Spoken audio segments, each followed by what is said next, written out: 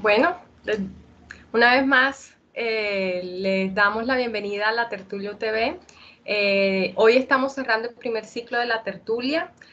No significa con ello que vamos a terminar este espacio, sino que vamos a reposar un ratico y volveremos para el segundo semestre de este año con una oferta más amplia de tertulias para poder conversar sobre lo que nos hace más humanos. Las reglas de la conversación, como lo hemos hecho anteriormente, tenemos la posibilidad de participar a lo largo de la conversación. Lo pueden hacer a través del chat, pueden usar el chat para hacer sus preguntas o para decir que quieren opinar. También pueden levantar la manito, que es un icono que aparece en la barra que está bajito en la pantalla. Y si levantan la mano, pues allí ya sabemos que hay alguien que quiere participar. Tenemos una tertulia de cierre que me parece que cierra con broche de oro porque es una discusión bastante pertinente y bueno, entonces los dejamos con este buen combo y para que nos tomemos ese cafecito y nos acompañemos con una buena charla. Entonces, Nicolás. Tiene el micrófono apagado. Qué pena. Bueno, buenas tardes. Bienvenidos a la tertulia sobre el desarrollo, la cultura en disputa. Mi nombre es Nicholas Woodward. Yo soy un profesor en las humanidades en la Universidad Tecnológica de Bolívar. Yo también estoy un egresado de la Maestría en Desarrollo y Cultura. Entonces, este tema es muy cerca a mi corazón. Yo tengo la suerte de estar acompañado por dos compañeros egresados de la Maestría en Desarrollo y Cultura. Tenemos nuestra primera invitada, Kathleen Marun Uparla. Kathleen es una abogada de la Universidad de Cartagena. También tiene la Maestría en Desarrollo y Cultura de la UTB y también una Maestría en Cooperación y Desarrollo. Y la universidad tiene la suerte de contar con ella como docente en el programa de Derecho en la Universidad Tecnológica de Bolívar. Y nuestro segundo invitado es Jorge Ahumada Segura. Jorge es un filósofo de la Universidad de Cartagena. Él también es un egresado de la Maestría en Desarrollo y Cultura de la UTB. Y él es profesor y docente en las humanidades en la UTB con nosotros, es otro colega. Entonces, bienvenidos a Kathleen y a Jorge. Y estamos aquí para hablar de un tema que para nosotros es muy importante. Es el tema principal de nuestra maestría, el desarrollo y cultura y su relación. Entonces, yo creo que es importante primero hablar en inglés tenemos una frase, un dicho que es el elefante en la aula, o sea, el problema más obvio. Y para mí eso sería aclarar los términos de este debate. Y deberíamos empezar con esta palabra que puede ser tan problemática en definir qué significa el desarrollo. Entonces, cuando estamos hablando de esa tensión entre la cultura y el desarrollo, ¿qué significa el desarrollo? Si podemos empezar con usted, Kathleen, eso sería buenísimo. Bueno, profesor Nicolás, gracias por la presentación y por el de usted. Sí, para un poco introducir este debate que se espera, bueno, que sea muy participativo y muy nutrido, pues no solamente de nuestro lado, sino también de nuestros invitados y las personas que nos están escuchando en este momento, quiero traer una pequeña cita, un fragmento de una obra que creo que encierra una de las intenciones principales que tuvimos en mente al proponer este tema como discusión. Este es un pequeño fragmento de la obra Alicia a través del espejo, de Lewis Carroll, un autor con el que tengo, bueno, ciertas incomodidades y discrepancias últimamente, pero cuyo fragmento sirve mucho a estos efectos. Y dice: cuando yo uso una palabra, insistió Humpty Dumpty con un tono de voz más bien desdeñoso, quiere decir lo que yo quiero que diga, ni más ni menos. La cuestión, insistió Alicia, es si se puede hacer que las palabras signifiquen tantas cosas diferentes. La cuestión, zanjó Humpty Dumpty, es saber quién es el que manda. Eso es todo. Entonces, traigo este pequeño fragmento, sí, de Alicia a través del espejo para poner en debate y en discusión ese poder discursivo que hay alrededor de la palabra desarrollo. Antes de intentar definir lo que es, yo creo que es importante tener en mente o incluso no olvidar que hay muchas cosas sujetas a interpretación y que ese ejercicio de interpretación que nosotros hacemos o incluso la interpretación que más prevalece en algunos contextos está asociada a un ejercicio de poder más que a una cuestión de verdad. Entonces, creo que la palabra poder va a estar muy mencionada a lo largo de la tertulia porque viene a configurar muchas dinámicas alrededor de esto que se ha pensado como desarrollo desde múltiples esferas.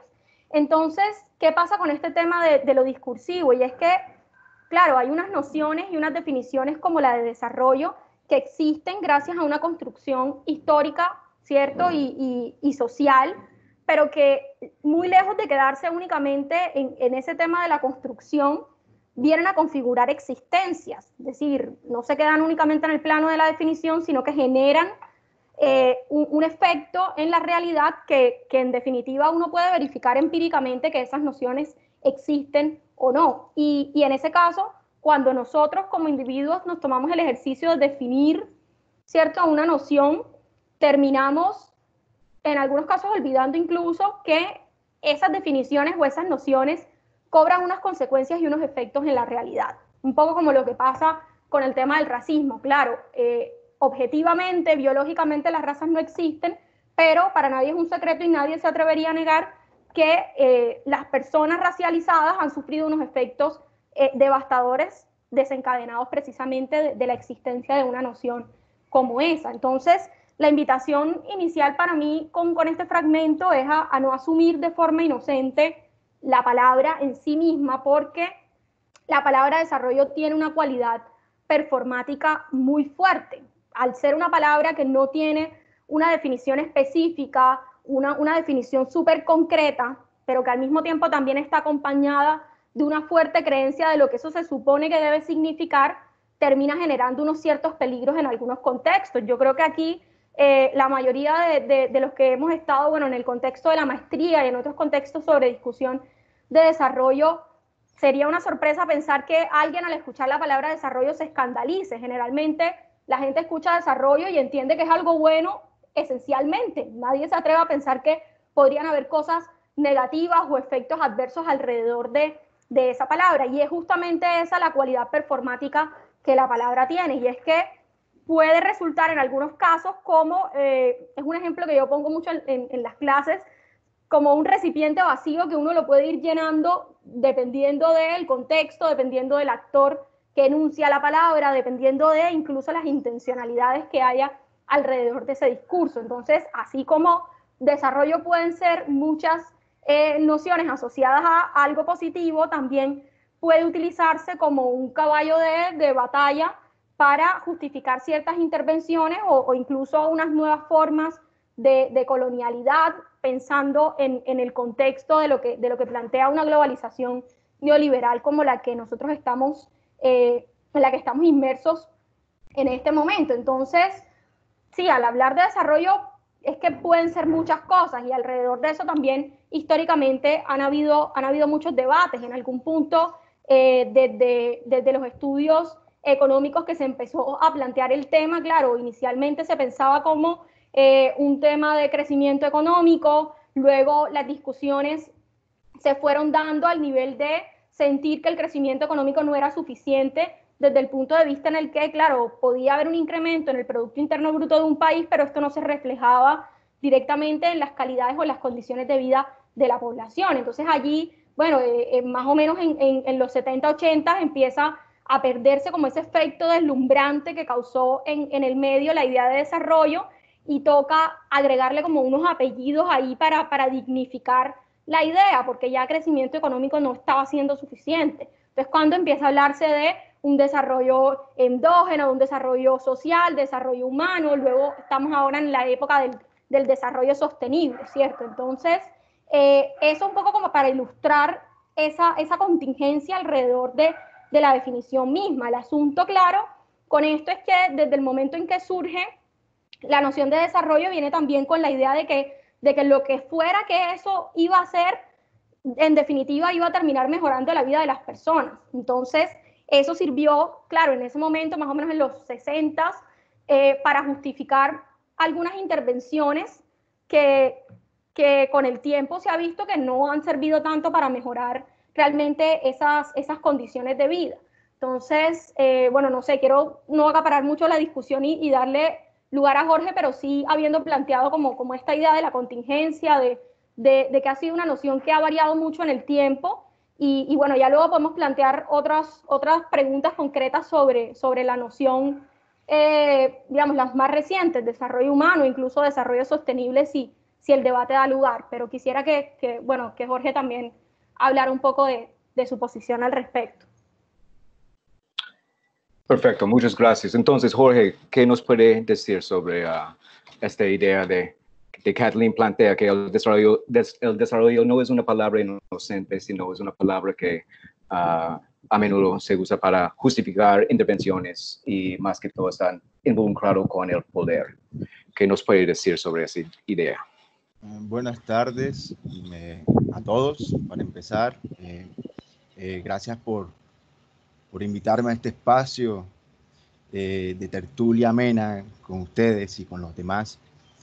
Este es un espacio, quiero empezar con eso, que es un espacio donde se hace universidad por fuera de la universidad, y eso es muy interesante. Bueno, con la pregunta de qué significa el desarrollo, yo coincido con mucho de lo que había planteado Kathleen, y el desarrollo hay que entenderlo como una forma discursiva, que como discurso está históricamente producido, contextualmente situado, como muy bien precisaba Kathleen, después de la Segunda Guerra Mundial, en donde se enmarca en la relación entre los países ricos, poderosos, tecnológicamente avanzados, en correlación a los países pobres, débiles, poco competitivos, etcétera. Entonces se comienzan a acuñar unos términos como subdesarrollo, economías periféricas, y todas esas implicaciones acarrean no de manera inocente, sino que van construyendo y van modelando el ordenamiento geopolítico desde entonces. Esta idea de desarrollo tiene unas repercusiones notables porque se genera varios aspectos. La principal podría decirse que el desarrollo genera una especie de universalismo, un modelo único de desarrollo donde todos los países deberían aspirar. Y esta mirada trae consigo que, por ejemplo, le otorga legitimidad a los países desarrollados a poder intervenir dentro de las economías subdesarrolladas. Ahora, el trasfondo social histórico de esto es que este acuñamiento del desarrollo fue producto de una cruzada frente al comunismo, porque se temía que los países pobres estuvieran inmersos en un círculo vicioso y que pudieran propender. ¿Y cuando echan eso? No sé, hay una interferencia. Elena, ¿podrías por favor silenciar tu micrófono? Gracias. Bueno, lo que les comentaba es que el discurso como tal de desarrollo fue acuñado dentro de un contexto donde se fueron fragmentando países desarrollados frente a países pobres, y esa invención del tercer mundo fue producto de una cruzada anticomunista, porque se pensaba que los países pobres estaban muy propensos a ser sucumbidos a esa idea de comunismo. Y en esa medida existe el afán de cómo modernizar, cómo intervenir en estos países, y esa idea era modernizar la tecnología usada, impulsar la agricultura comercial y propiciar una rápida industrialización y urbanización en estos países. Entonces, el eje central de desarrollo como crecimiento en la economía estaba marcado por la acumulación o la inversión física del Producto Interno Bruto. Ahora bien, esta pauta oscilante para medir el Producto Interno Bruto ofrecido por los bienes y servicios de un país determinado era una forma de encasillar a los países pobres, porque aquellos que no superaran, digamos, que la tasa de producción por encima de $100, entonces eran concebidos como pobres. Entonces, habría que modernizar, inyectarle tecnología a estos países, impulsar su agricultura y rápidamente industrializarlos y urbanizarlos para que ellos pudieran atravesar ciertas etapas y pudieran estar en vía y estatus de desarrollo. Pero eso también tiene otras implicaciones, que es el desarrollo como etnocentrismo. Es como un modelo de intervención donde una comunidad de expertos, ahí donde entra la construcción de el vasto institucional que son el Fondo Monetario Internacional, el Banco Mundial, que ofrecen como más o menos como recetas de cómo intervenir en estos países subdesarrollados para que ellos generen reformas estructurales, económicas, políticas y sociales para que puedan aspirar al desarrollo. Y entre eso está Latinoamérica y sobre todo Colombia, donde Estados Unidos se muestra en su liderazgo para impulsar y promover el uso y el dominio de las tecnologías. Entonces, estos países ven a Estados Unidos por una visión mesiánica de que es El Salvador y que podría de alguna manera ellos escalar a ese desarrollismo. Pero quisiera finalizar en parte que ese desarrollo como discurso sigue siendo un enfoque de arriba a abajo, como lo había ilustrado, como etnocéntrico, tecnocrático, y que trata a la gente y sobre todo a las culturas como conceptos abstractos, como si fueran cifras estadísticas. Recuerden lo del PIB, Producto Interno Bruto, y que se podría mover de un lado a otro en función de la idea de progreso. Entonces, el desarrollo nunca fue visto o fue concebido como un proceso cultural. La cultura era simplemente como una variante residual y se desaparecería en la idea misma de la modernización de los estados. Entonces, como un sistema de intervención, de técnicas aplicables, más o menos universalmente dadas, en donde apelaban a modelos económicos indispensables para el progreso.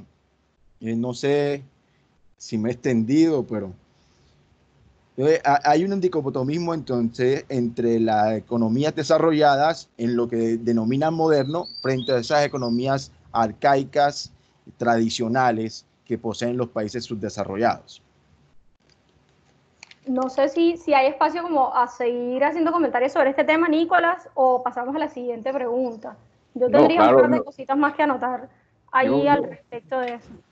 Yo estoy de la opinión que deberíamos mantenerlo muy abierto, o sea, una conversación más que todo. Entonces, y resalto lo que ustedes dicen a nuestro público también, las personas que están conectados, por favor, sienten libres a comentar, hacer una pregunta a cualquier momento. No hay una estructura aquí que estamos esperando hasta al final de las presentaciones, sino todo el mundo está invitado a participar en cualquier momento. Entonces, por favor, Kathleen, si quieres decir algo. Sí, bueno, ahí hay varias cosas que Jorge ha tocado que me han provocado algunas ideas. Por un lado está el tema de retomar los efectos que ciertas políticas económicas de carácter internacional vienen a tener en las agendas internas de los países, específicamente esto que pasa alrededor de los 80 con el consenso de Washington, ¿cierto? Porque en este momento justamente están surgiendo dentro de los debates las ideas sobre el desarrollo humano y pensando que el desarrollo no debería tener como centro el crecimiento económico, sino a la persona y digamos al desarrollo de la persona en sí misma, que la persona humana era el fin mismo del desarrollo, y aquí es cuando surgen estas ideas de Zen, posteriormente Nussbaum, que retoma el tema para hacer toda esta teorización de las capacidades. Pero en este momento, cuando Zen empieza a decir que no es la economía no es lo importante, que no es el crecimiento económico lo importante, sino que el desarrollo tiene que convertirse en un proceso de expansión de libertades y posteriormente de capacidades, y habla de todo este asunto de los funcionamientos, en la agenda económica mundial estaba en boga el asunto del consenso de Washington. Entonces aquí había como una especie de cuestión insalvable entre las políticas de ajuste estructural que el consenso de Washington venía a traer y esta idea de que había que expandir las libertades. Y en la mitad de esto, pues evidentemente estaban los estados como agentes que gestionan de algún modo la vida de la población, ¿cierto?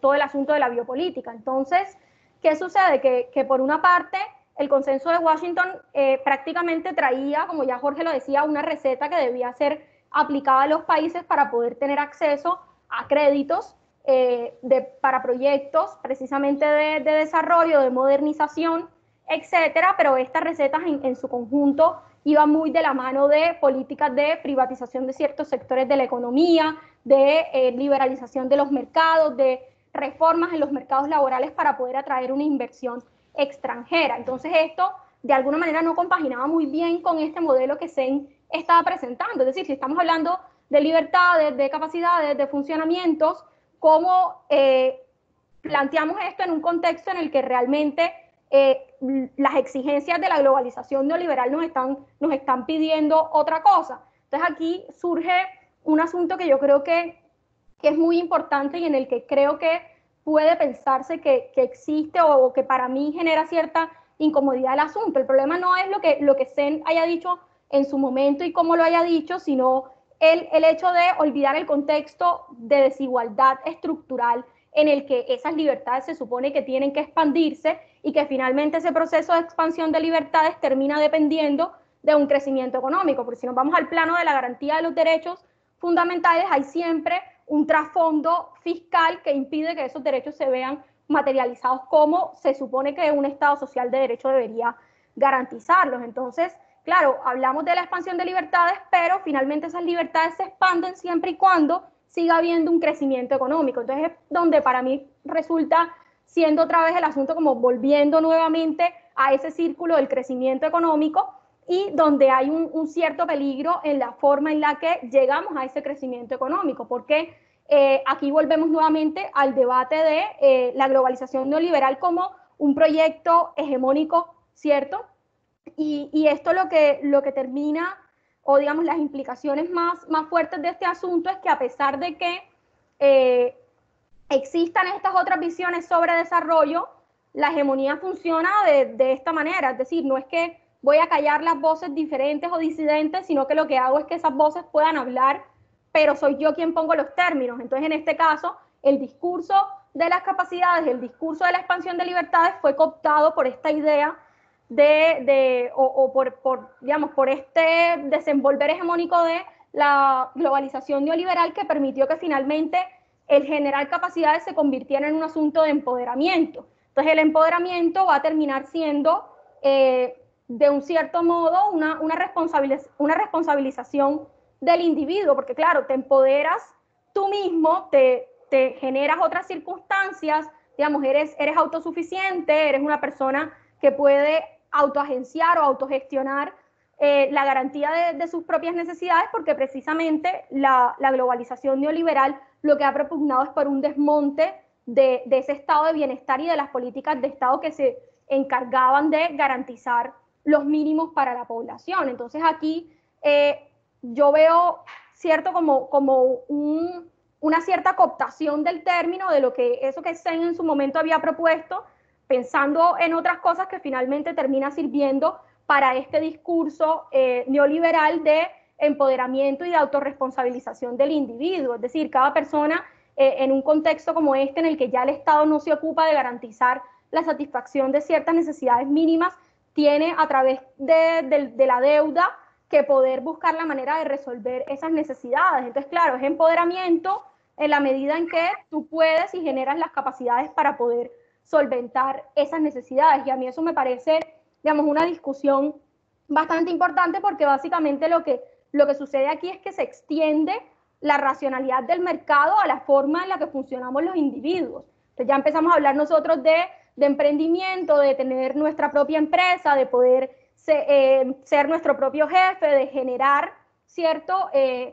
Sí, digamos, es una lógica de empresa que ya expande y supera el elemento económico para invadir otras esferas de la vida humana, incluso la misma esfera del Estado. Ya vemos que el Estado cambia por completo la función que vendría a tener como garante de esos fines y de la seguridad y los derechos de la población, a ser realmente un mediador a favor de los intereses de la empresa, termina siendo casi que un agente de lobby económico estatal que ya no se encarga pues de esos roles tradicionales que habíamos pensado en términos de garantía de derechos, sino en un estado al servicio de la empresa. Y para mí, bueno, yo tengo aquí como el lastre disciplinar del derecho, y es que esto tiene un cambio importante en la lógica en la que los derechos son pensados, porque ya desde este punto de vista empieza uno a pensar los derechos no desde un asunto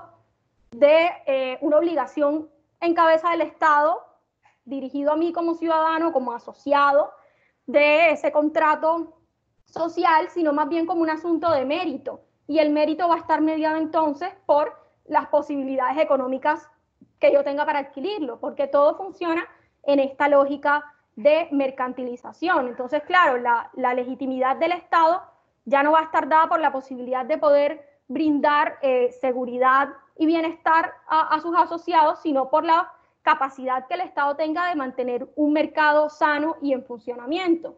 Entonces aquí, bueno, finalmente si los derechos pasan de una lógica del derecho al mérito, y el mérito está mediado por lo económico, que toca endeudarse para poder tener acceso a educación, para poder tener acceso a vivienda, para poder tener acceso a la salud, etcétera. Entonces, creo que eso es un asunto muy importante que no hay que perder de vista en esta discusión, porque finalmente el desarrollo se viene a dar en un contexto económico, político, y ya entraremos en la discusión más particular del asunto de lo cultural. Entonces creo que no podría dejar de lado esa parte, que a pesar de que se intenta en algún momento trasladar el asunto de lo económico hacia otras esferas, esto termina siendo cooptado o incluso envuelto por este discurso hegemónico neoliberal.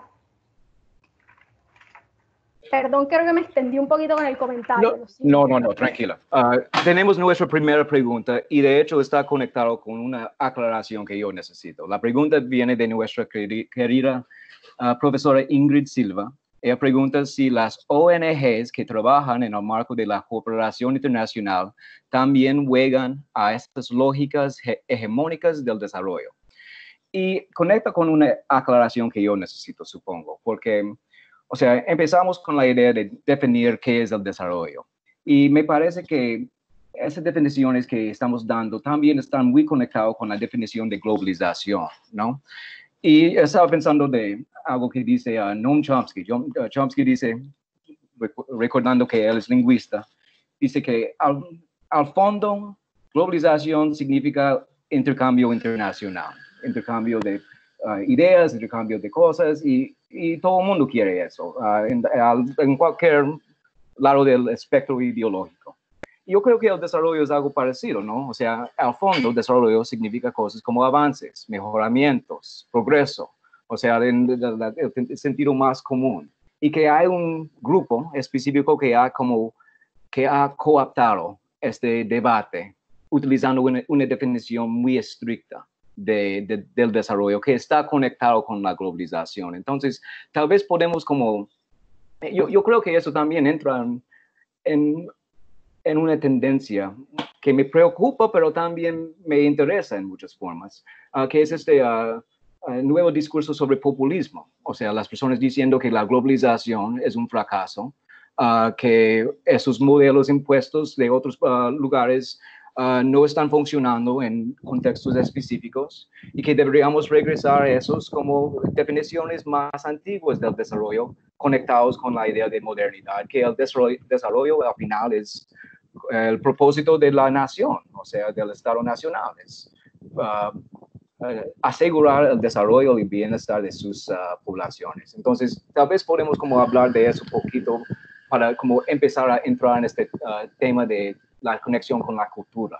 O sea, si el desarrollo en ese modelo es un modelo, si el desarrollo en ese momento es un modelo impuesto como si fuera la globalización neoliberal, es posible que podemos regresar a un sentido nacional del desarrollo, o eso ya es imposible.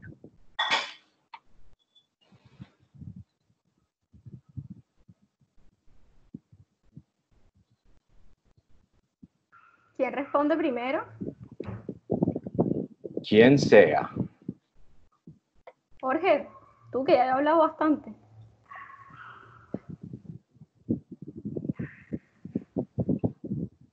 No sé si Jorge está hablando y tiene el micrófono silenciado. Bueno, entonces, mientras Jorge resuelve... ¿Ya me escuchan? Ahora sí. Sí. Bueno, Perfecto. hay detractores y hay defensores sobre la idea de la globalización, como muy bien lo enmarca Nicolás. La globalización implica una interdependencia económica entre actores y factores en un proceso económico, y implica también división internacional del trabajo. Y la fragmentación de la división internacional del trabajo ilustra en que hay bienes y servicios manufacturados y bienes y servicios que son de materias primas. Pero las lógicas de la globalización enmarca de que hay una interconexión no solamente comercial, sino también en términos tecnológicos, hay una interdependencia más clara en comunicación, los países están más interconectados, hay una ruta más significativa en el avance de transporte, de logística, etcétera. Pero los detractores conciben a la globalización como una nueva forma de colonialismo, vista en la manera en que ciertos monopolios empresariales se deslocalizan y van a zonas, a países periféricos en donde importan toda su lógica economicista y buscan más que todo áreas de manos de obra barata. Y ahí se instrumentaliza y se cosifica las relaciones humanas en otros sectores del país, en otros países. Eh, eh, por ejemplo, uno podría localizar la filial McDonald's en distintos países o la marca Nike, pero la plusvalía que le genera al capitalista de esa marca genera al mismo tiempo alienación al trabajador de esos contextos, de esos países. Por ejemplo, uno podía, a través del fetichismo de la mercancía, y bueno, aquí voy a tenerme un poco, pues uno sabe que con el fetichismo de la mercancía tiene que ver la manera en cómo un producto nos enamora, nos encanta, nos deslumbra. De hecho, cuando uno entra a un centro comercial, por ejemplo, uno se desvela por la mercancía, se seduce por la mercancía, uno no se pregunta cuáles fueron las condiciones materiales de su producción. Cuando uno se lleva, por ejemplo, un zapato Nike o compra un celular de cualquier índole o una tablet o una computadora, uno no se está preguntando cuáles fueron las condiciones materiales de su producción, por ejemplo. Y eso implica, a consecuencia de eso, eso implica una cuestión clara que es la alienación.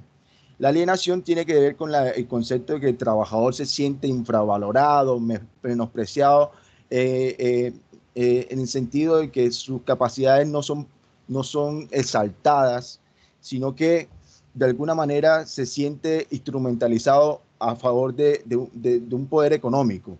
El trabajador alienado, por lo general, el producto que genera, que traduce, no le es propio. Eso dice un poco Marx. Y la plusvalía es la que inyecta el capitalista porque genera ganancia. Entonces, estas economías deslocalizadas, estos monopolios empresariales, lo que hace es transferir sus mercancías a países pobres, donde la materia prima está disponible, el capital humano también está disponible, pero al mismo tiempo está alienando a una masa de trabajadores. Esa es la globalización, podría verse como un modo de colonialismo, podría yo decirlo de esa manera. No sé qué piensen ustedes.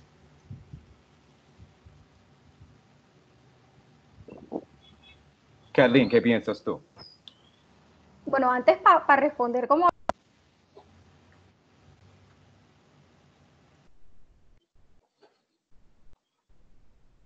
Perdimos a Kathleen.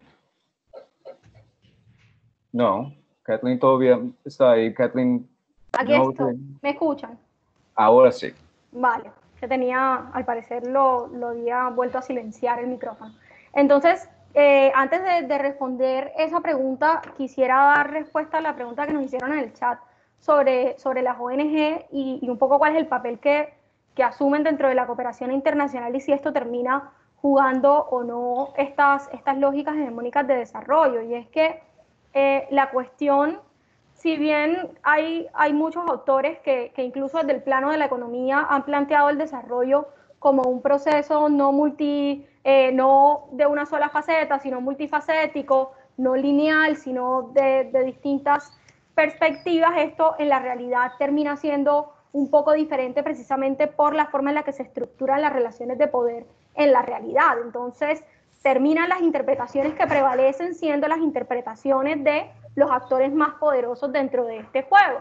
Entonces, ¿qué sucede? Que la cooperación internacional no escapa a esas dinámicas. Claramente, hay muchas agencias de cooperación internacional que juegan a este precio, juegan a seguir manteniendo estas lógicas de países desarrollados, países subdesarrollados, juegan también a seguir manteniendo unas ciertas formas de colonialidad, sobre todo en estas formas de colonialidad del saber que hay alrededor de la experticia asociada a la cooperación internacional. Generalmente, cuando llega un proyecto de cooperación internacional a una comunidad, no existe una relación de horizontalidad entre los actores de cooperación y las personas de esa comunidad. Hay siempre una cierta verticalidad generada por esa colonialidad del saber, en la que se entiende que estas personas son los expertos, a pesar de que nos vengan a hablar a una comunidad rural de agricultura. Es decir, ¿qué tan expertos pueden ser estos técnicos si estas personas han venido ejerciendo la actividad agrícola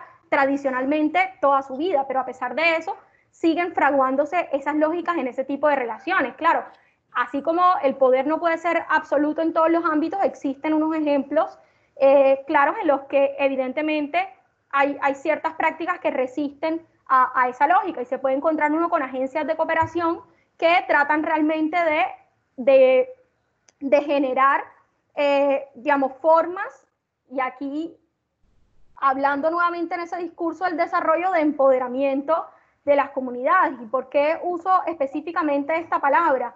Porque a diferencia de lo que el proyecto neoliberal esperaría con el tema del empoderamiento, la palabra empoderamiento surge en un contexto dentro de la lucha feminista. Es una palabra que surge para desbancar órdenes sexistas y un poco estas situaciones a las que históricamente las mujeres se venían enfrentando, que luego la palabra entra a ser parte, así como ocurrió con no sé, generación de capacidades, construcción de paz y con muchas otras palabras que el discurso del desarrollo coopta, entra y finalmente el empoderamiento viene a estructurarse en una lógica del mercado. Entonces ahora empoderamiento es que las mujeres tengan un micronegocio o una microempresa, pero realmente empoderamiento tiene un origen en esa idea de poder generar una capacidad tal que permita disruptir o revertir el orden en que las cosas se desenvuelven. Entonces puede uno encontrarse con que sí, que efectivamente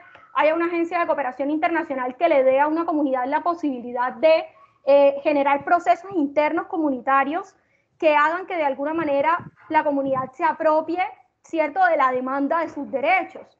No precisamente, no estoy de acuerdo con el tema del agenciamiento absoluto y autónomo de la comunidad, pero sí con la posibilidad de que esa comunidad pueda entrar en una discusión o incluso en un espacio de debate abierto dentro de la participación política. Y eso ha sido posible en algunos casos a través de unos cuantos agentes de cooperación internacional. No me atrevo a decir que muchos, porque realmente han jugado mucho esta otra lógica de la que estábamos hablando. Entonces, en algunos casos, claro, las recetas de cooperación internacional venían ya escritas desde el otro lado del charco y simplemente veníamos a aplicar aquí un proyecto sin saber ni cómo era el contexto, ni cómo es la gente, ni qué necesidades realmente tenían. Pero bueno, como todo, la cooperación internacional también va teniendo unas transformaciones internas alrededor de eso y van generándose otro tipo de sinergias entre los actores de cooperación y las mismas comunidades. Pero finalmente termina siendo un ejercicio que sigue estando dentro de un contexto como este que venimos describiendo de una globalización neoliberal. Ahora, cuando Nicolás planteaba la pregunta sobre si la globalización como proyecto compartido internacionalmente tendría que ser repensado hacia unos proyectos más de carácter nacional, yo me atrevería a pensar que resulta complicado que suceda incluso a una escala nacional. Yo creería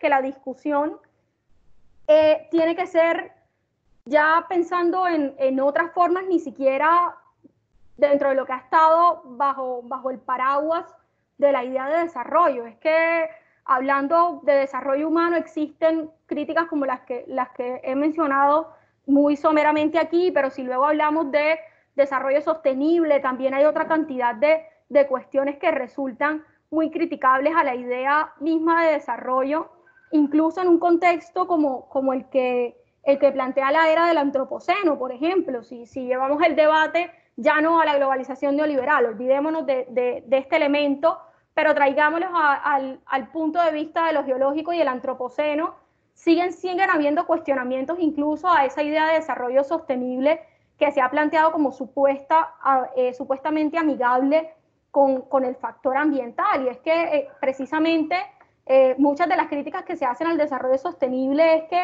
termina como en muchos otros aspectos asignándole más bien un valor de mercado al ecosistema. Entonces es cuando vemos que en efecto podemos verificar en el entorno que aún estando vigente la idea de desarrollo sostenible, nos encontramos con una cantidad de proyectos extractivistas y proyectos neoextractivistas que lo que hacen es explotar indiscriminadamente los recursos naturales. Y esto sin entrar en muchos ámbitos de discusión realmente. Es decir, son preguntas que uno se hace, bueno, si estamos en una era en la que se supone que geológicamente el planeta ha llegado a unos límites y que se amenaza seriamente la posibilidad de mantener la vida de muchas especies en el planeta, valdría la pena pensar incluso en esa idea de un derecho humano al desarrollo y lo que eso ha representado y el costo que hemos pagado por la garantía de un derecho con un contenido tan abierto como ese, que es ahí donde yo veo el peligro de la noción misma y de la contingencia que también viene tomando esta noción. Entonces, claro, hablamos desde el punto de vista, y aquí vuelvo otra vez al sesgo disciplinar de abogada, de una garantía de un derecho humano al desarrollo, pero resulta que ese derecho humano al desarrollo puede ser muchas cosas al mismo tiempo, y la historia nos ha demostrado que algunas de esas cosas realmente han ido muy en contra de la estabilidad, ¿cierto?, de la biosfera en sí misma, y termina amenazando también nuestra vida y la vida de los otros seres. Entonces, yo pensaría que no sería la cuestión pensar si el desarrollo podría ser una receta a nivel global o una receta a nivel nacional. Yo creería que hay que migrar hacia una forma distinta, y para eso hay unas propuestas también que han sido ancestralmente practicadas incluso en nuestro territorio, y que precisamente por esta lógica hegemónica en algunos contextos han sido silenciadas, ignoradas y pasadas por alto en políticas de los estados. Entonces, para mí la solución no estaría en pensarlo en un contexto global o nacional, sino repensar la idea misma de desarrollo y cuestionar lo que ha venido generando históricamente esa noción. Muy bien, tenemos algunas preguntas muy interesantes aquí. Hay uno que me parece conecta muy bien con lo que tú estás planteando, Kathleen. Viene de otro Kathleen Paola. Ella dice, ella pregunta, ¿qué sucede cuando en pro de generar un desarrollo en X campo se vulnera otros aspectos que eran tan importantes para la cultura? Es decir, ¿qué es la balanza entre la cultura y el desarrollo? Y si puedo ser tan atrevido, me gustaría dar un ejemplo, porque me gustaría pensar en ejemplos, ¿no? Sí. Y este ejemplo viene de mi país, de los Estados Unidos, un país que se dice es ya desarrollado. Hay una situación en la costa de Luisiana. Luisiana es uno de los estados en la costa del Caribe, de hecho. Y la cosa también está abajo de la amenaza de cualquier otra parte costera del mundo. O sea, el cambio climático está cambiando sus ecosistemas y eso está impactando bastante a sus comunidades. Entonces, el estado de Luisiana y el gobierno de los Estados Unidos tienen un plan maestro donde básicamente ellos van a rediseñar el ecosistemas que existen allá en la costa de Luisiana. Y van a básicamente generar bosques hechos por humanos, manglares hechos por humanos, o sea, van a crear las condiciones necesarias para que vuelven otra vez especies y los ecosistemas que se están perdiendo. Pero todo este plan es para 50 años en el futuro, o sea, los frutos de este plan. En este momento, lo que van a hacer es hacer divisiones en los leves, o sea, básicamente van a hacer rupturas en la costa y van a inundar muchas áreas donde los pescadores trabajan. Y van a matar muchos de los peces y camarones y ostras que viven allá, pero más que todo ellos van a acabarse con esta forma de vida. Los pescadores que viven en la costa de Luisiana, que han mantenido su cultura por generaciones, que han luchado bastante para como construir sus casas y sus comunidades en esas partes que ya van a estar inundados. Y ellos están diciendo, mira, es siempre lo que estamos haciendo cuando hablamos de desarrollo, hablamos del futuro, hablamos de cuál es lo mejor para estos humanos, los humanos que no podemos ver, cuando nuestros vecinos van a perder sus hogares, van a perder su forma de trabajar, van a perder sus tradiciones culturales. De eso es donde yo veo también una conexión con lo que está diciendo Kathleen, es que estamos llegando a un momento no, tal vez no estamos llegando, siempre hemos estado en un momento donde esos como balances entre lo que es bueno para el desarrollo en el futuro más que todo y lo que es bueno para comunidades que existen hoy en día no son compatibles. Entonces tal vez podemos hablar un poquito de eso, la pregunta que Kathleen plantea sobre qué es este balance que deberíamos buscar entre la cultura y el desarrollo en términos más generales, en términos de, por ejemplo, mejorar ecosistemas, mejorar nuestras oportunidades para resolver algunos de los daños ambientales que hemos causado, etc. Entonces, no sé si Jorge, Kathleen, quien sea, quiere empezar.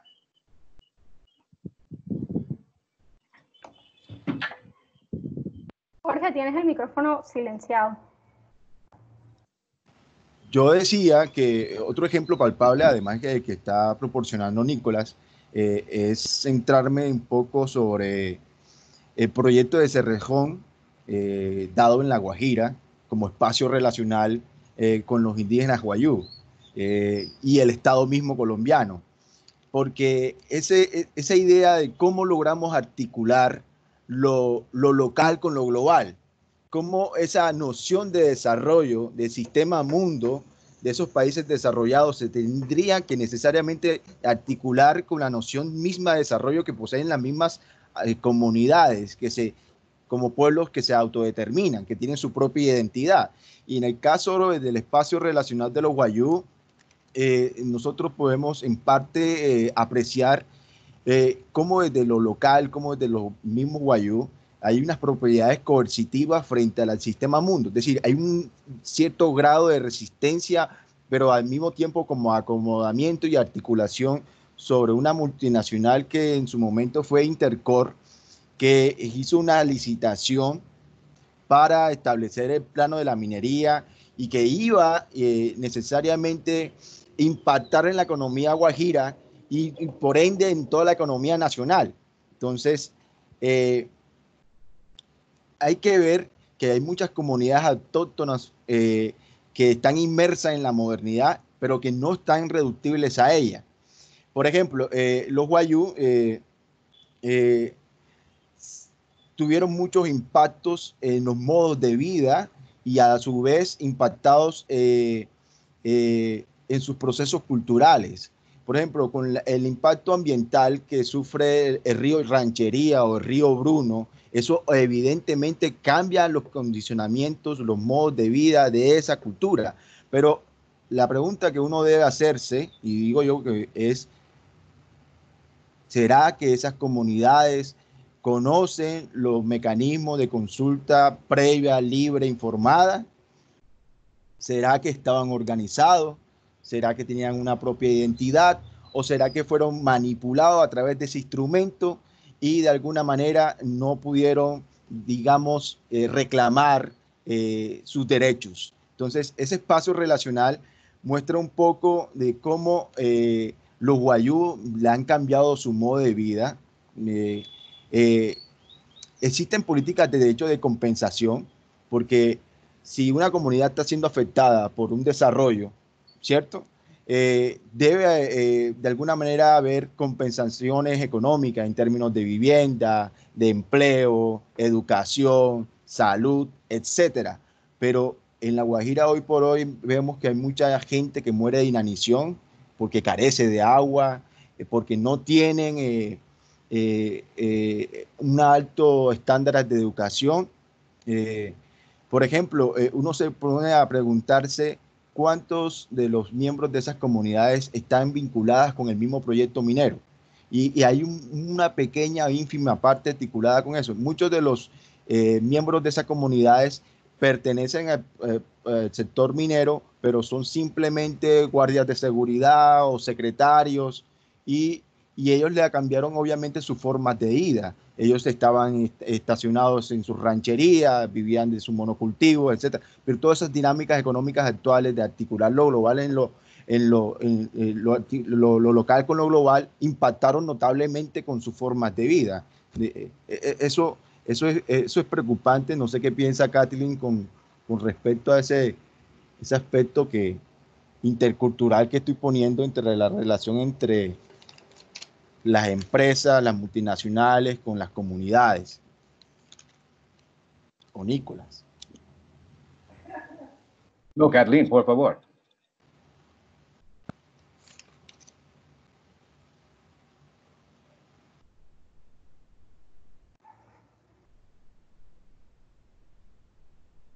Hola, ¿me escuchan? Ahora sí. Vale. Es que siempre se me ocurren como unas respuestas súper largas. Trataré de responder esto de la forma más resumida posible, pero es que a medida que ustedes van hablando me van saliendo otras ideas. Con la pregunta inicial que plantea mi tocaya, bueno, es que la cuestión para mí principal no es poner en una balanza desarrollo y cultura, es comprender inicialmente y partir de un cuestionamiento con el que creo que alguno de nosotros tres se ha enfrentado o se tuvo que haber enfrentado a lo largo de estos 2 años en los que estuvimos estudiando una maestría en desarrollo y cultura. Y efectivamente, una de las cosas con las que uno termina quedándose es que, en efecto, hay que romper un poco con esa tradición epistemológica occidental de querer esferizar realmente todas las cosas, como de pretender que en efecto la realidad está dividida en esas esferas, la esfera cultural, la esfera económica, la esfera política, cuando realmente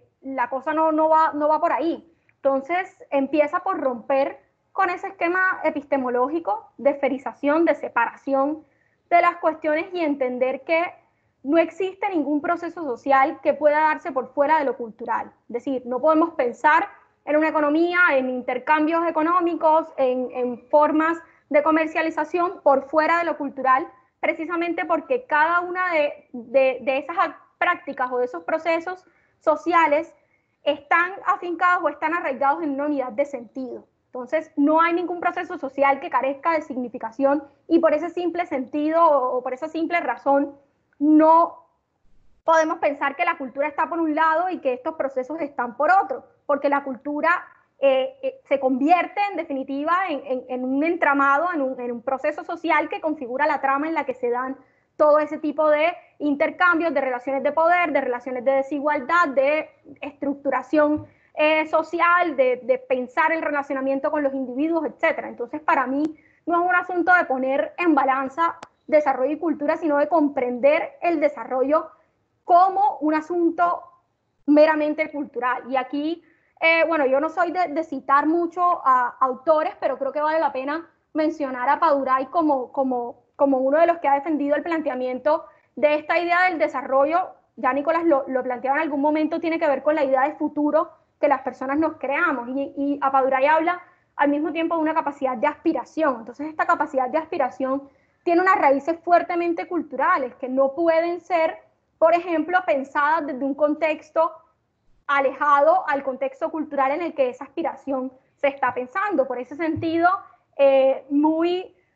muy desacertadas resultan siendo políticas públicas que pretenden estructurarse desde el centralismo, desde la mayoría de las capitales de los países para venir a ser implementadas en la mayoría de los territorios descentralizados y en algunos casos territorios rurales, por ejemplo en el caso colombiano. Entonces, entender que esa capacidad de aspiración que todos tenemos es una capacidad que está enraizada en lo cultural y que lo cultural determina prácticamente todo. Entonces, para mí no es un asunto de poner en balance una cosa y otra, sino de pensar esa idea de desarrollo que tanto está en clave de lo que esas comunidades aspiran. Aquí, bueno, retomando el ejemplo que Nicolás pone, que también viene muy de la mano con lo que planteaba Jorge, son claras formas de ver cómo se materializa actualmente el neoextractivismo. Estamos viendo que esta es una forma en la que ya pasamos de lo tradicional en el caso del Cerrejón, de explotar recursos minerales, a incluso pensar en la explotación de los ecosistemas de manera acelerada. Y el asunto del neoextractivismo es que incorpora además el rol importante del Estado como agente de estas formas de explotación. Entonces ya no vas a tener tú únicamente a los privados, es decir, las multinacionales del Cerrejón, explotando esta mina de carbón, sino que también te vas a encontrar con el Estado como un agente que promueve ciertas formas de explotación. Entonces, aquí, bueno, retomo yo un ejemplo también como para problematizar esto que Nicolás decía del despojo de ciertas zonas o del desplazamiento de ciertas poblaciones para pretender empezar allí proyectos agroindustriales, proyectos grandes de desarrollo, y es el caso, por ejemplo, al que he estado muy cercana, que tiene que ver con los cultivos de palma de aceite en Montes de María. Es un tema que claramente entra dentro de una lógica nuestra activista como esta,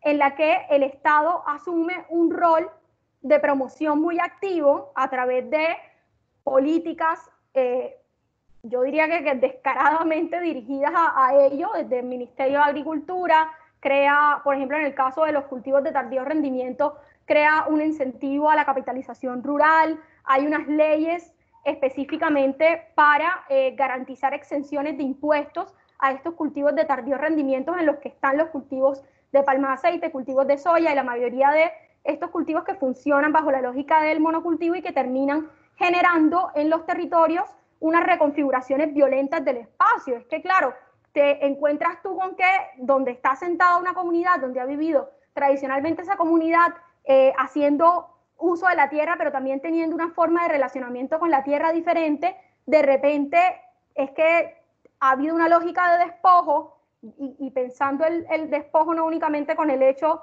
de sacar a la gente del territorio, sino también de cambiar las formas de ese espacio y cómo la gente se relaciona con ese espacio, en los que ya en definitiva las cosas se trastornan completamente. Y bueno, en el caso colombiano tenemos además el tema del conflicto, que sirvió de base para acelerar muchos de esos procesos de acumulación por despojo que se han dado en algunas zonas. Es el claro ejemplo de lo que sucedió y ha venido sucediendo en el caso de Montes de María, específicamente en el municipio de María la Baja. Y como Cielo lo menciona, la Playón, por ejemplo, que está en la comunidad vecina a la represa de Arroyo Grande en María la Baja, es una de las comunidades que más ha sufrido los efectos de los llamados desiertos verdes. En este caso tenemos hectáreas y hectáreas cultivadas en palma aceitera, que han cambiado completamente y de forma violenta la reconfiguración de ese espacio, a tal punto de que la gente no solamente ha cambiado las formas productivas, sino también ha venido a afectar sus formas de vida a raíz de la presencia de ese cultivo. En este caso podemos verificar, por ejemplo, contaminación de cuerpos de agua, la falta de disponibilidad de este recurso para la comunidad. La represa de Arroyo Grande, el distrito de riego de María la Baja, alimenta los cultivos de palma, pero no alimenta las necesidades de este recurso para la gente. El año pasado, recuerdo yo, el 1 de mayo, que estaba en esa zona, hubo un cierre de compuertas de la represa de María la Baja porque la gente tenía 3 meses sin tener acceso a agua potable y los cultivos de palma teniendo permanentemente riego sin ningún problema. Entonces son discusiones que se dan en este contexto, que lo llevan a uno a pensar, por ejemplo, en la idea de estos conflictos socioambientales que la antropología ha planteado. Yo no sé, bueno, me estoy diciendo que la antropología, pero ya Nicolás dirá si eso es verdad o no, él es el antropólogo. Pero en estos conflictos socioambientales lo que se tiene realmente es una disputa por un recurso en el que tienes dos actores que, por un lado, en el caso del Estado, que ve la tierra únicamente desde el punto de la explotación económica, y de repente te encuentras con una comunidad, con una población que tiene una interpretación, una simbología diferente alrededor de ese recurso. Lo que pasa con los guayús en el Cerrejón, el territorio no es un pedazo de tierra, hay todo un entramado de relacionamientos allí en ese contexto que, claro, para el Estado no existen, pero para la comunidad son realmente muy importantes. Entonces aquí es cuando viene el tema de lo cultural, cómo se está pensando una lógica de desarrollo atendiendo a estas cuestiones culturales que hay en las distintas zonas. Entonces, yo creo que es un asunto que va mucho por ese lado. Creo que hay que pensar que estas lógicas intervencionistas, desde el punto de vista de una visión de desarrollo hegemónica, unilineal, pensada desde el centro, desde la explotación económica únicamente, lo que generan son espacios y sujetos concretos completamente despojados, lo que en algún punto, bueno, no sé, Hannah Arendt llamaba como despojos humanos, lo que Butler en algún punto planteaba como unas vidas que merecían ser protegidas y otras que no. Es decir, son otros debates que se suscitan alrededor de cómo el Estado está gestionando la vida de la población que hace parte de esos territorios. Entonces, hay todas unas lógicas alrededor de eso. Por ejemplo, en el caso de la comunidad de María la Baja, no solo te encuentras con el fuerte lastre que dejó el conflicto armado allí, el tema de los cultivos de palma que siguen muy vigentes, sino que también hay ahora unos espacios de miedo súper afincados con el tema de los palmicultores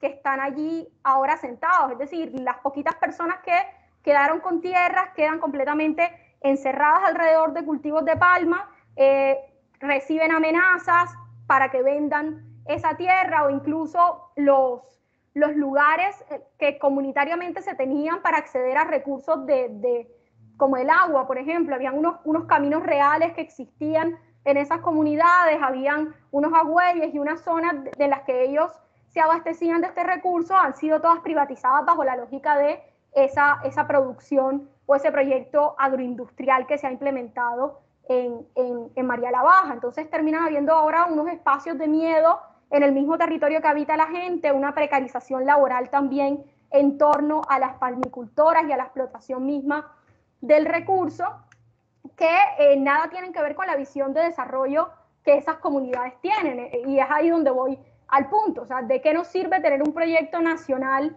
sobre una agenda de desarrollo cuando ese desarrollo se verifica en lo local, y en lo local nada tiene que ver con lo que la gente aspira para su futuro? Entonces creo que por ahí pensaría yo que va un poco el asunto. Muy bien, entonces tenemos otra pregunta. Eso viene de un compañero mío de la maestría, Greg Labros. Greg pregunta, ¿qué reflexiones trae a colación el COVID-19 en esa construcción de ideas sobre la globalización, el desarrollo y la cultura? Y yo quiero ser un poquito más explícito que mi amigo Greg. Yo he estado pensando en esta analogía bastante. O sea, tenemos la situación de COVID-19, donde decimos, o donde dicen a las personas, para cuidar su bienestar, tienes que seguir esas normas. Y no importa qué es tu cultura, no importa lo que tú estabas haciendo antes, eso es lo que tienes que hacer para cuidar lo demás. Y es algo que es impuesto, ¿no? Pero también necesario. Tenemos un discurso muy parecido con el cambio climático, donde decimos, para cuidar su bienestar, tienes que seguir esas normas, tienes que hacer esos ajustes, tienes que dejar esas prácticas, etcétera, etcétera. Y otra vez, decimos, no importa tu cultura, no importa lo que uno quiere, tiene que hacer eso porque si no, no vamos a tener las condiciones en el futuro que necesitamos para hacer cualquier práctica.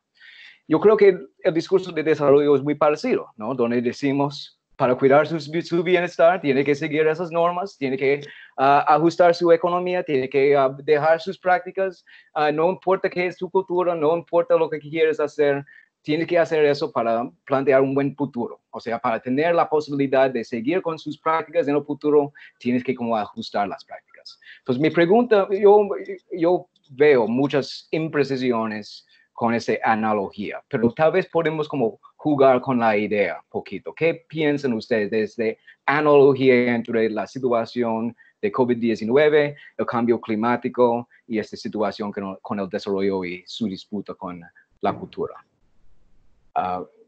Abierto a cualquier de ustedes.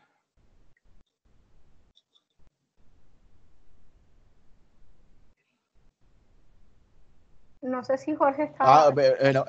Nicolás, no sé si entendí muy bien tu pregunta sobre qué tiene que ver el tema de la pandemia con respecto a las nociones de desarrollo y cultura en disputa ahora, ¿no? ¿Cierto? Básicamente. Bueno, el tema de la pandemia es un marco coyuntural en donde estamos viendo que toda la humanidad está en carrera de conseguir una medicina de que podría obviamente solventar y superar esta crisis, pero estamos viendo de que la misma medicina podría verse como un instrumento económico en donde aquel que consiga la medicina genera unos notables ingresos. Y hay que ver si dentro de las distintas empresas que están tratando de localizar esa medicina van a generar oligopolios, es decir, van a determinar unos precios estándares y demás para poder comercializarla. Y, y, y obviamente en el marco de cómo se tiene que cuidar la gente, las poblaciones en la pandemia, genera unos determinamientos. Por ejemplo, el Estado colombiano nos está abriendo las puertas al comercio, pero ¿bajo a qué condiciones? Es decir, uno puede de alguna manera salir dentro del marco de lo que nos toca salir, dentro de una cédula, si tienes licencia para hacerlo, pero estamos viendo un crecimiento exponencial de contagios y hay que ver cuáles son las políticas encaminadas en ese sentido. No sé si eso responde a tu pregunta, pero yo creo que el COVID-19 podría generar oligopolios en torno a fijar precios por una pandemia y no sé cómo lo percibo. Profesor Kathleen, ¿qué piensas tú? Sí, bueno, yo creo que para esto, con la analogía que tú haces con el cambio climático, y bueno, retomo como algo que preguntaba Ingrid en el chat, relacionado con el tema de los derechos a nivel cultural o comunitarios, cuando los derechos se piensan únicamente en un ejercicio individual. Creo que la discusión con el cambio climático está muy pensada desde lo que tú desde tu casa puedes hacer reciclando el plástico, reciclando el cartón. Sin embargo, es una discusión mucho más macro la que debe darse. Es decir, no quiere decir que los aportes individuales de las personas no hagan ningún efecto, pero finalmente hay un problema estructural de las grandes empresas que tiene que ser asumido por las grandes empresas. En ese sentido, pues va a seguir existiendo el problema porque lo que estamos haciendo es autorresponsabilizando a cada persona alrededor de ello. Y es un poco lo que sucede con el tema de los derechos también. Se piensa mucho en una lógica individual, es decir, este sujeto del que hablábamos, producto de una globalización neoliberal, es un sujeto que autogestiona sus necesidades, es un sujeto que es completamente empoderado, pero al mismo tiempo es un sujeto resiliente. Y ese sujeto resiliente, la característica principal que tiene es que hace frente al riesgo de forma muy, digamos, se adapta muy fácilmente a esa vulnerabilidad que representan los riesgos. El asunto con esto es que no pone la discusión sobre la causa o el origen de esos riesgos que generan la vulnerabilidad, sino sobre la capacidad que el individuo tiene para responder a ella. Entonces, la discusión no es por qué existe la pobreza y que la pobreza existe producto de una desigualdad, de una distribución inequitativa de los recursos, sino que la persona pobre es pobre porque no tiene las capacidades o porque sencillamente no tiene la mentalidad para querer dejar de ser pobre, ¿cierto? Entonces la persona es pobre porque no es lo suficientemente resiliente. Qué pena, no pudiste generar las capacidades y esto desconoce completamente que hay unos contextos de desigualdad muy arraigados. Entonces creo que ese es el peligro de llevar las discusiones al plano tan individual porque terminan depolitizando lo que realmente está sucediendo. Con el tema del COVID-19, yo lo que veo también es que hay un asunto, además de lo que Jorge ha mencionado, que está relacionado con pensar la gestión de la pandemia por fuera del contexto cultural. Cartagena es una ciudad caribe, es una ciudad que tiene una fuerte vida cultural externa. Entonces, tú no puedes pensarte la vida cultural del cartagenero encerrada dentro de su casa. Y claro, cuando llega de repente la alcaldía diciéndote es que no puedes salir en ningún momento, además tienes estos toques de queda súper estrictos, hay un elemento cultural muy fuerte que le hace contrapeso a eso. Entonces, la forma de llevar a cabo prácticas como esa o de materializar políticas de ese tipo, que no digo que no sean necesarias, no es la violencia. Hay que ejercer, digamos, todo un asunto alrededor de la comprensión de cómo se desarrolla esa vida cultural externa en la ciudad y cómo poder generar estrategias que permitan que esa vida cultural siga existiendo de algún modo, puertas para adentro o tratar de que la población realmente vea los efectos que puede generar en el caso de Cartagena o que podía generar un aislamiento preventivo, que realmente no ha ocurrido. Es decir, lo que uno pensaba del aislamiento preventivo en algún momento era que nos encerramos por unos instantes, por unos días, para que el sistema y la infraestructura hospitalaria se preparara para atender la contingencia, pero ello no ha sucedido. Llevamos ya casi 5 meses de aislamiento y seguimos todavía en una crisis en algunos contextos en los que los hospitales no están o no estaban, bueno, hasta hace unas semanas respondiendo adecuadamente a lo que la pandemia estaba demandando. Entonces yo creo que es un peligro no solamente en el contexto del COVID, sino en muchas otras políticas, de pensar que las políticas pueden ser aplicadas de espaldas a esos contextos culturales, que tú le vas a decir a la persona que se encierre, pero es que una persona que lleva 40 años de su vida sentándose en la puerta de su casa a hablar con las vecinas todo el tiempo. Entonces, claro, no va a ser muy fácil ese proceso de adaptación que la persona va a llegar y no va a suceder de un momento a otro. Entonces eso ha tenido que preverse un poco para pensar otras estrategias que ayudaran a que ese aislamiento fuera un verdadero aislamiento. Es lo que creo en relación con este tema. Profesor Jorge, por favor. Bueno, yo me adhiero con lo que planteaba perfectamente Catherine. Por ejemplo, esa estigmatización sobre los barrios pobres, es que esa gente es carente de cultura, porque es que está muy asociada con ese referente totémico que es el picó y se generan toda una especie de aglutinamientos en masa y la gente no está respetando esas directrices que se dan desde el gobierno nacional y el gobierno local. Hay que ver un poco entre lo imaginario colectivo de estas poblaciones que están muy habidas a la interacción, como muy bien lo precisaba Catherine. Por ejemplo, si uno mira el Caribe colombiano, está el picó, está la rumba, está las tertulias sostenidas, y tú cambiarle de chip de un momento a otro, eso no es posible. Entonces las culpas son de los pobres, por eso es que está el crecimiento exponencial de tantos contagios. Pero cabe anotar que en parte los contagios fueron traídos por malas decisiones, considero yo, del mismo gobierno nacional.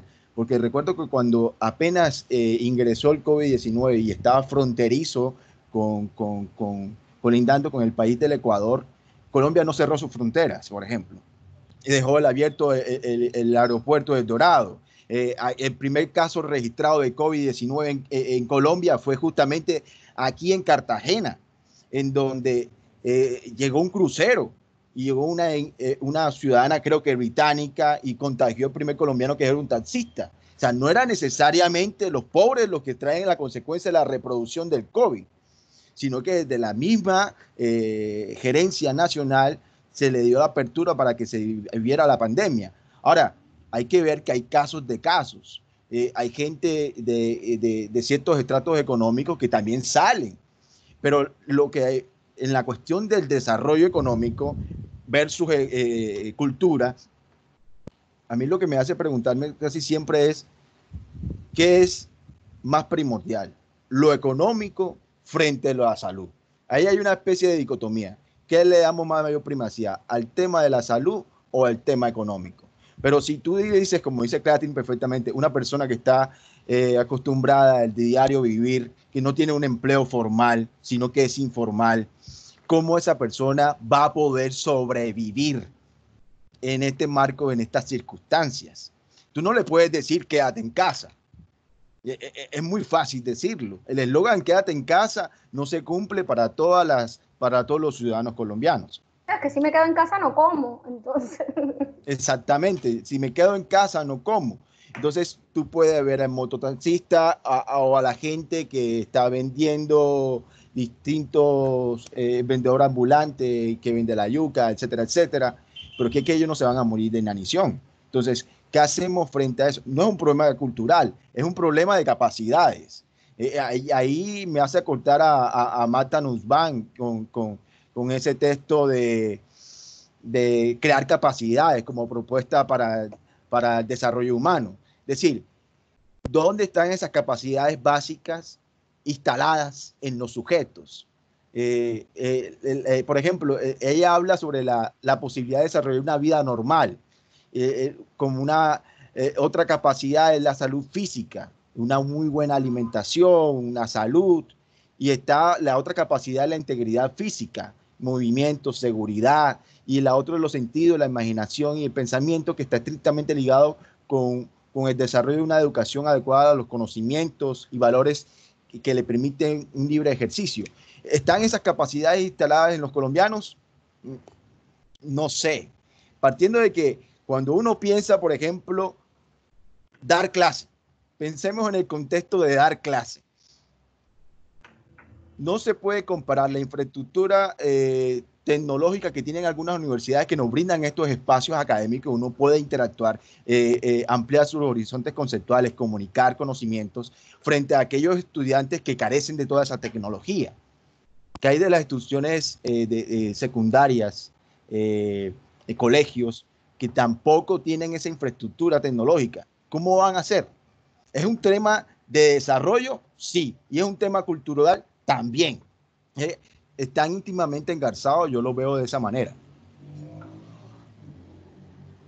Yo creo que también el asunto con las capacidades, como lo menciona tanto Ingrid y bueno, algo de eso también Cielo en el chat, el peligro de eso es cómo discursivamente se emplea, porque claro, Marta Nussbaum no está pensando que es que la gente por sí misma tiene que generarse la satisfacción de todo ese tipo de capacidades, está pensando en un Estado que funciona en la lógica de garantía de unos mínimos, ¿cierto? De unos derechos mínimos. Entonces, el tema con este discurso de las capacidades es que, claro, todos no lo entienden desde ese punto de vista y finalmente la capacidad va a estar únicamente en cabeza del individuo. Entonces, claro, la capacidad de, como tú lo mencionabas, de poder vivir una vida libre de peligros es responsabilidad del individuo y no responsabilidad de un Estado, más si lo pensamos en el contexto de un Estado social de derecho. Claro, un Estado social de derecho se define precisamente a partir de la posibilidad de generar un bienestar a las personas que hacen parte de él. Entonces, creo que ahí vuelve nuevamente la discusión a llevarla desde el plano individual a un plano más estructural, que es también lo que comentaba Cielo, es que no es un asunto de idiosincrasia caribe, no es un asunto de que es que los costeños son así, es que además de que hay unos elementos culturales asociados a la vida dentro de este espacio, también hay unas desigualdades históricas que están asociadas a estos territorios. Entonces no podemos pensar que únicamente es que la gente está en la calle porque le gusta el derroche y la fiesta, la gente está en la calle porque históricamente ha tenido que echar mano de formas de producción informal que son las que han permitido una cierta subsistencia. Entonces creo que la discusión tiene que ir más hacia el plano de lo estructural y de las causas originarias de estos problemas y no de los efectos. Es que claro, pensar la pobreza como pobreza y no entenderla como un efecto de una distribución inequitativa de los recursos es muy fácil. Pero cuando ya ponemos la discusión en otros términos, resulta que viene siendo un poco incómoda y volvemos nuevamente a este asunto de los actores de poder y cómo se estructuran esas relaciones de poder. Por eso también hay que estar pendiente como quién hace las preguntas y por qué las hace. Creo que un poco como para cerrar ese comentario.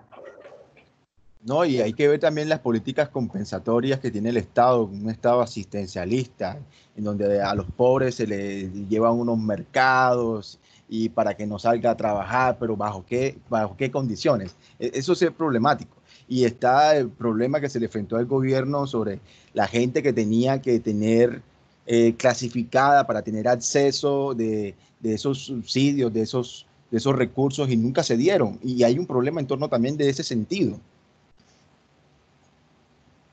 Sí, bueno, no sé si Nicolás como moderador quiere retomar la palabra o miremos algunos de los comentarios del chat. O sea, yo estoy leyendo los comentarios Okay. y yo estoy viendo como muchas personas comparten sus sospechas sobre ese marco de capacidades para el desarrollo, ¿no? Pero para mí todavía estamos como... Entonces, no hemos aclarado el nivel del desarrollo muy bien, ¿no? Porque por un lado tenemos el desarrollo, es un modelo que viene impuesto, es más que todo globalización neoliberal. Entonces, como el nivel global del desarrollo, podemos ver que está problemático, porque está dominado por esos grandes poderes. El nivel individual de crear capacidades, garantizar que la persona puede hacer la vida que quieren, etcétera, etcétera, también parece demasiado individualista. Entonces, me parece que necesitamos como definir bien la comunidad del desarrollo. Y para la mayoría de modernidad, esa comunidad ha sido el Estado Nacional. Y la cultura que condiciona el desarrollo ha sido la cultura nacional, o sea, la nacionalidad. Es la cultura colombiana que tiene fallas o tiene beneficios para el desarrollo, ¿no? Entonces, regreso a la pregunta y yo veo que María José también estaba como resaltando esa pregunta. Significa que deberíamos como, Kathleen, tú respondiste eso antes, pero, o sea, si no es el nivel nacional, ¿cómo podemos como definir las comunidades con quien deberíamos trabajar? O sea, debería estar definido en base de como comunidades geográficas, o sea, políticas locales, debe ser más como comunidades imaginadas, las personas con quien yo siento como conectado, yo debería trabajar con ellos para nuestro desarrollo. O sea, ¿en cuál nivel deberíamos pensar en el desarrollo si no es el nivel global y no el nivel nacional ni el nivel individual? No sé si Jorge responde primero o respondo yo primero. Pues primero, Catherine, dale. Bueno, para pensar en esto, bueno, tú planteas un poco la pregunta, Nicolás, como de con quién deberíamos trabajar o con quién deberíamos gestionar estas formas de desarrollo pensando en términos de unas comunidades, ¿cierto? Pero yo creo que el asunto no es con quién trabajamos nosotros, sino más bien qué es lo que esas comunidades piensan y cuáles son los actores que realmente se ajustan a esas aspiraciones. Yo creería que el tema, plantearlo desde el punto de vista únicamente geográfico, encierra unas dificultades. Lo vemos, por ejemplo, claramente en el departamento de Bolívar. Bolívar es una unidad geopolítica conformada, pero que tiene en la realidad una diversidad de culturas, de geografías completamente distintas y que en ese sentido exigen una gestión diferenciada de esa administración, si se quiere. Es decir, si pensamos en unas políticas de desarrollo únicamente desde el punto de vista de lo institucional. Entonces creo que geográficamente habría que pensar la cosa no en términos de cómo está dividido el Estado geopolíticamente, sino en términos de unas características del territorio que hacen que la gente se relacione con ese territorio de una forma en concreto. Por ejemplo, te pongo el caso de algunas comunidades negras en el archipiélago de San Bernardo, aquí en las Islas del Rosario. Si pensamos esto como una comunidad no únicamente geográfica, sino de relacionamiento con el entorno, vamos a encontrar que esa forma de desarrollo que esas comunidades tienen es distinta, en cierto modo, a los complejos hoteleros que ahora mismo están allí instalados, que de alguna manera la lógica que se ha implantado en la administración del Parque Nacional Natural ha sido la de conceder esto a grandes consorcios o a grandes agencias turísticas a nivel nacional, dando la espalda a una población que ancestralmente venía ocupando ese territorio. Entonces, a mí lo que se me ocurre es pensar la cuestión en términos del relacionamiento con el territorio que la comunidad habita y las aspiraciones que esa comunidad tiene. En ese sentido, no sería una cuestión de únicamente tener en cuenta lo geográfico, sino también esos aspectos ligados a elementos bioculturales que hacen parte del arraigo a un entorno específico. Y allí tendremos que ver que entonces hay otras zonas en las que, en definitiva, la gente tiene unos modelos productivos que no compaginan con una producción a gran escala ni proyectos agroindustriales de monocultivos, que la gente lo que se piensa es una producción agrícola diversificada con productos no de tardío rendimiento, sino productos estacionarios que van cambiando en la época del año y que en definitiva sirven para generar esos productos de pancoger para su propia alimentación, que el excedente vaya alimenta otros mercados, sí, pero no lo hace bajo una lógica a gran escala. Entonces creo que el asunto iría más por ese lado, lograr comprender dentro de una misma unidad el tema no solo de las características geográficas, sino de las formas de relacionamiento y la aspiración que las personas tienen alrededor de esa idea de futuro, de desarrollo que se piensa. Y creo que eso de alguna manera, bueno, ha sido una de las intenciones que se ha tenido muy vagamente con el asunto de los planes de desarrollo con enfoque territorial, pero que de alguna manera ha encontrado también sus trabas en los contextos inmediatos. Esto ha tenido, digamos, unas dificultades prácticas muy fuertes, sobre todo por el resurgimiento de ciertos aspectos de la violencia en algunos territorios, por el asesinato sistemático a líderes sociales, ha dificultado también que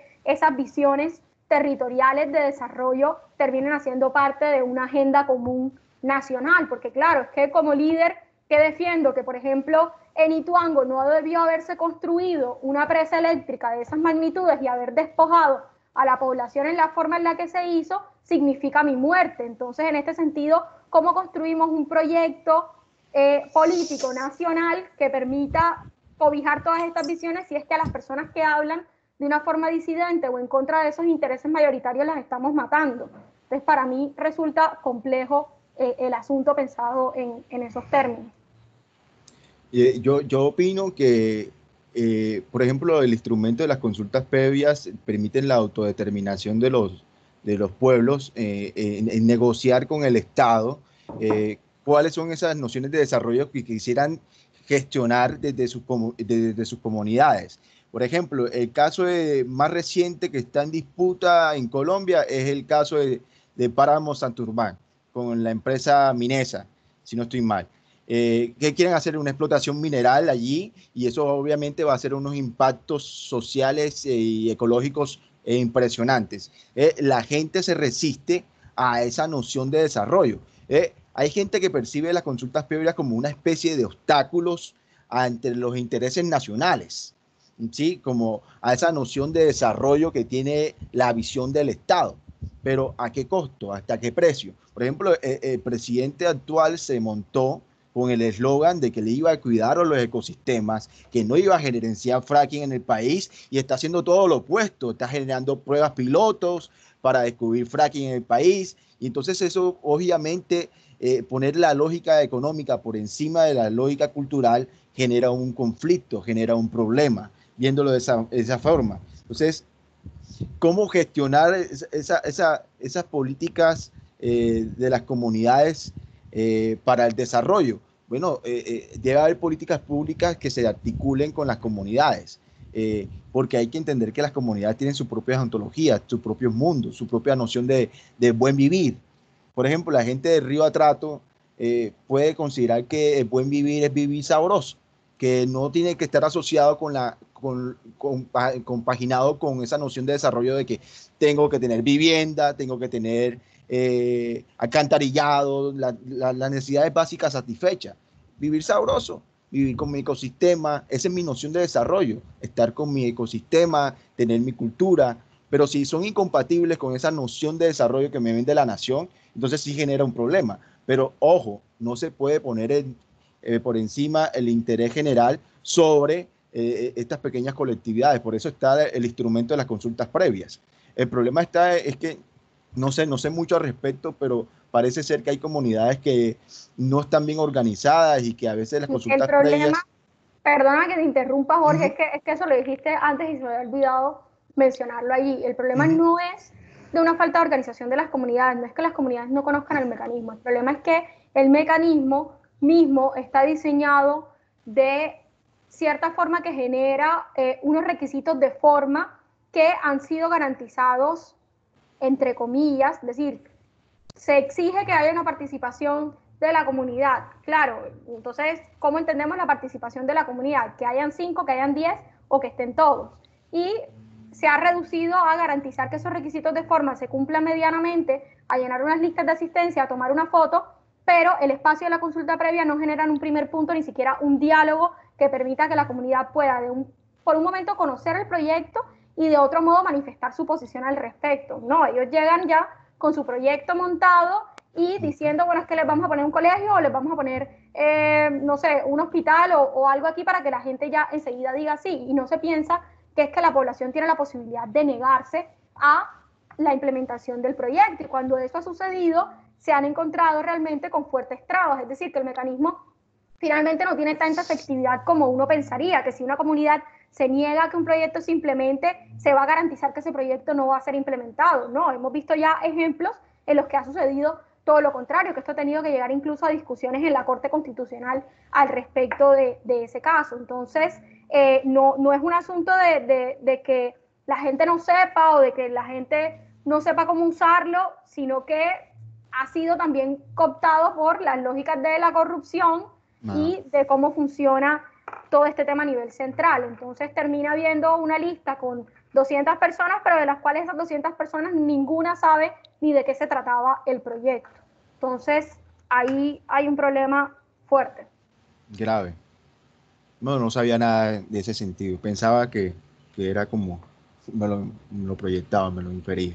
Sí, es que desde la OIT se planteó como realmente un mecanismo que podía de alguna forma salvaguardar los derechos de estas comunidades, pero no ha funcionado tan bien como se quería.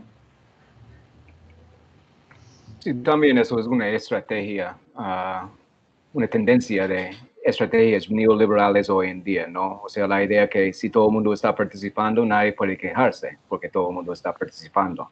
Pero esa participación al final no es una participación muy fuerte o muy profunda, sino un checklist o echar un vistazo y ya estás involucrado. Entonces yo sí creo que eso es, puede ser como problemático lo que estás diciendo. Es de hecho una de las trampas del multiculturalismo. Claro, celebramos la diversidad, reconocemos que hay muchas diversidades, pero estas diversidades participan en los términos en los que yo diga que deben participar. En el momento en que esa diversidad me incomode o vaya en contra de los proyectos nacionales que yo tengo, entonces ya vamos a empezar a tener unos problemitas ahí. Bueno, ha sido una conversación muy interesante, todos. Yo estoy aquí también leyendo muchos comentarios muy interesantes. Qué pena no tener el tiempo para leerlos en voz alta para que todo el mundo pueda escucharlos, pero espero que ustedes también echaron un vistazo. Yo quiero agradecer a Jorge y Kathleen por su participación y sus comentarios tan interesantes. Y gracias a todos por sus preguntas y sus comentarios y su participación. Profesora Ingrid, ¿hay algo que te gustaría agregar? No, lo mismo que tú, pues aprovechar y darle un agradecimiento pues a todos por el tiempo y por ser partícipes de estas tertulias. Hoy cerramos entonces oficialmente este primer ciclo y nos vemos más adelante. Ya estaremos por allí enviándoles la publicidad y bueno, nos vemos pronto entonces. Muchas gracias. Muchas Muchas gracias. gracias. Bueno, a la Chao. Coordinación de Humanidades por la invitación y bueno, a los asistentes también por la participación Sí, tan activa. tan nutrida, sí. Sí. Sí, gracias a todos por la deliberación tan lúcida, tan nutrida también. Fue un placer compartir aquí este espacio. Bueno, chao, nos vemos. Hasta Chao. luego. Chao.